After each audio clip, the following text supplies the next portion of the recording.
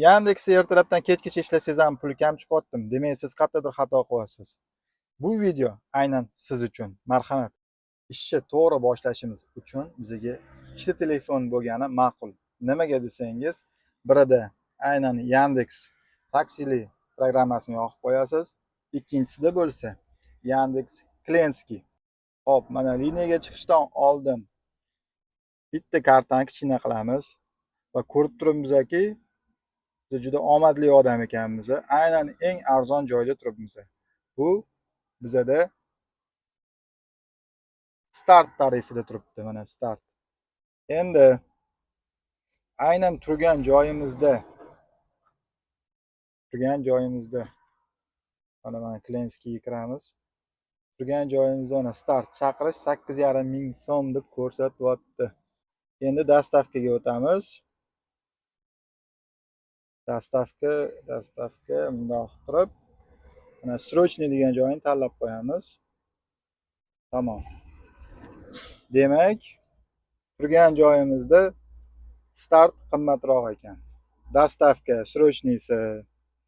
srochniy tarifi, dastavkaga srochniy tarifi 4,5 ming so'm, start 8,5 ming so'm. Lekin mana biz ko'rib turibmiz, sal bu yoqda undan-da qimmatroq ko'k degani bu o'zi qimmat joy degani, hamma bilsa kerak. Endi o'sha tomonga taxminan urib ko'ramiz. Taksi narxi necha pul chiqishini hozir ko'ramiz. Mana 12,5 ming so'm chiqyapti.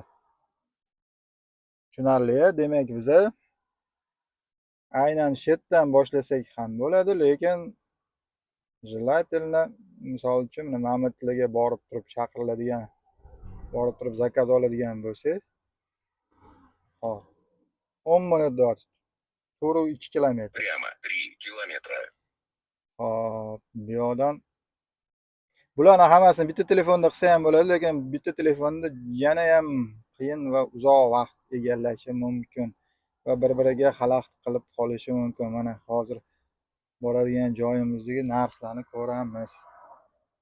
31 ming so'm chaqirish. Tushundinglar? Mana turgan joyimizda o'zi 8,5 ming edi. Mana sekin ko'karishni boshlayapti bu ham. Lekin biza srazi jekka urishga harakat qilamiz. O'rtoqlar, mana belgilagan joyimizga yetib keldim. Hop, mana Fioletovyni eng cho'qqisi nuqtasi. Endi atrofimdagi boyagi joy umuman oqarib ketdi. Biz turgan birinchi joy